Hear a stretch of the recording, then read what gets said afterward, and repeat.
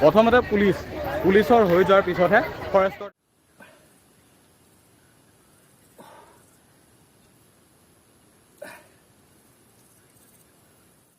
নমস্কাৰ, আপডেট দিবলৈ আহিছোঁ আপোনালোকক। তো ভিডিঅ'টো আৰম্ভ কৰোঁ বলক।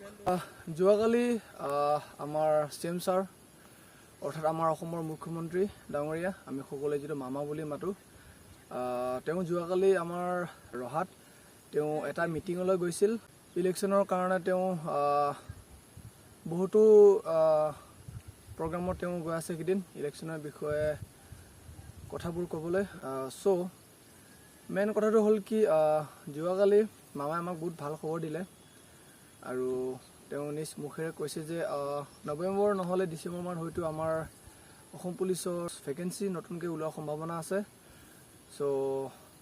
আৰু লগতে আছে কি, আপোনালোকে যিহেতু অসম পুলিচত অলৰেডি চিলেকশ্যন হ'লে, ড্ৰেছ পাতি কি লাগে কি নালাগে আপোনালোকে জলদি কিনি ল'ব। হয়তো আপোনালোকৰ নৱেম্বৰ নহ'লে ডিচেম্বৰ মাহত এপইণ্টমেণ্ট দি দিয়া হ'ব আৰু তাৰপিছত আপোনালোকৰ ট্ৰেইনিং ষ্টাৰ্ট হৈ যাব আৰু আপোনালোকৰ তাত নতুন জীৱন আৰম্ভ হ'ব।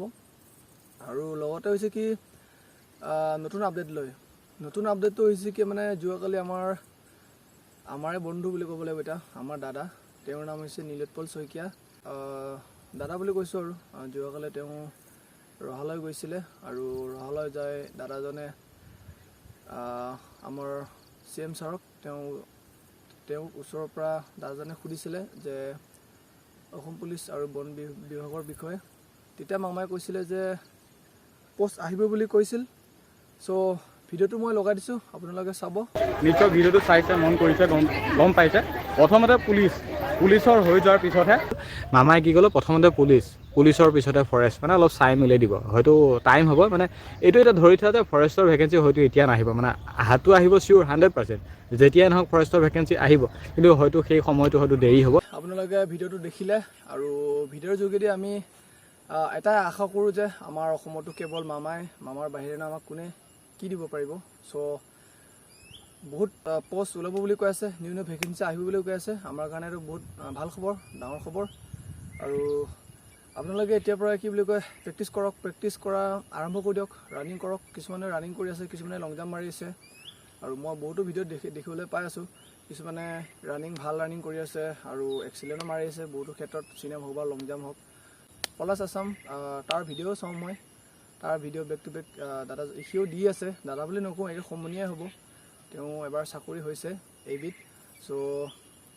তাৰ পৰাও কিছুমান আপডেট মই লওঁ আৰু নীলোৎপল দাৰ পৰাও আপডেট কিছুমান লওঁ আৰু এনেকৈ ভিডিঅ'বোৰ চাই থাকোঁ আৰু আপোনালোকক মোৰ চেনেলত দিবলৈ মই ট্ৰাই কৰোঁ। আৰু আপোনালোকে মোক আশীৰ্বাদ কৰিব যাতে মই আপোনালোকক ভাল ইনফৰ্মেশ্যন দি যাব পাৰোঁ।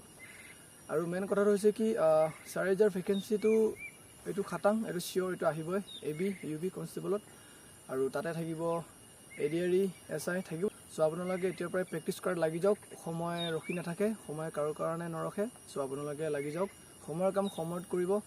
চিটুৱেশ্যন যিয়ে নাথাকক কিয় আপোনালোকে নিজৰ কামটো নিজে কৰি যাওক। এটা সময়ততো ছাকচেছ হোৱাটো খাটাং হয়, চিয়'ৰ। কষ্ট যোনে কৰে তেওঁ সফল হ'বই। কিন্তু আমাৰ মাজৰ পৰা বহুত বন্ধু বান্ধৱী পাই গ'ল, আমাৰ দাদা বাইদেউবিলাক পাই গ'ল, বহুত ভাল লাগিছে। আৰু তেওঁলোকৰ পৰা এতিয়া ইনস্পায়াৰ হ'বলৈ পাইছোঁ। তেওঁলোকৰ কষ্ট বহুত দেখিছিলোঁ, ময়ো বহুত যথেষ্ট কষ্ট কৰিছিলোঁ। মোৰ ফাইনেলত নাম নাহিলে, মই এবাৰ আৰু ট্ৰাই কৰিম। আপোনালোকে আশীৰ্বাদ কৰিব। আৰু মোৰ এক্সপিৰিয়েঞ্চ আছে, বহুতবাৰ দিছোঁ কিন্তু সফল হোৱা নাই আৰু হাৰ মনা নাই, লাগি যাম, চেষ্টা কৰি যাম বয়স থকালৈ। আৰু এইটো কথা মই বাৰে বাৰে কৈ আছোঁ, বয়স থকালৈ নেৰিব। আৰু কিছুমানৰ বয়সৰ কথা কওঁতে এটা কথা কি, কিছুমানৰ হয়তো 25 চনৰ ডিচেম্বৰ মাহত কিছুমানৰ হয়তো বয়সটো চাগে গুচি যাব। তেওঁলোকৰ কাৰণে এটা ভাল, ফৰেষ্টৰ আহিলে বেছি ভাল, কাৰণ তাত বয়সটো বেছি দিয়া থাকে। চিন্তা কৰিব নালাগে, মামাই চবৰ কাৰণে চিন্তা কৰিব। ফৰেষ্টত দিয়াটো চিয়'ৰ হয় আৰু আমি অতি শীঘ্ৰে আপডেট পালে মই আপোনালোকক দি গৈ থাকিম। আৰু ইমানেই আছিলে আজিৰ ভিডিঅ'টো চাই কেনেকুৱা লাগিলে লাইক, কমেণ্ট, শ্বেয়াৰ, ছাবস্ক্ৰাইব কৰি দিবলৈ নাপাহৰিব।